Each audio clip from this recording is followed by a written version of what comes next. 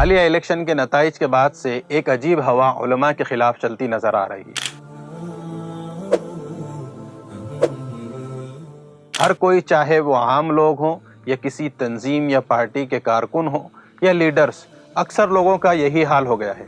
موجودہ حالات میں ہر کوئی علماء یعنی داڑھی ٹوپی والے کو عجیب نفرت اور حقارت والی نگاہ سے دیکھ رہا ہے۔ چند شر پسند ایسے ہو گئے ہیں اور ان کی نفرت کی حد یہاں تک پہنچ چکی ہے کہ علماء کو یا تو قتل کر دیا جا رہا ہے یا پھر ان کو معمولی غلطیوں پر خوب مارا پیٹا جا رہا ہے۔ یہ صورتحال مسلمانوں کے لیے بہت ہی المناک، شرمندہ کرنے والی ہے، اور نہ کوئی خاص چرچا اس کے بارے میں ہو رہا ہے۔ ہر وہ عالم جو کسی آبادی سے دور دیہات میں یا ہندو اکثریت والی آبادی میں خدمت انجام دے رہا ہے، خوف و ہراس میں مبتلا نظر آ رہا ہے۔ کیا یہ صورتحال ایسی نہیں جس سے آئندہ چل کر پورے عالم اسلام پر بہت برے اثرات مرتب ہو سکتے ہیں؟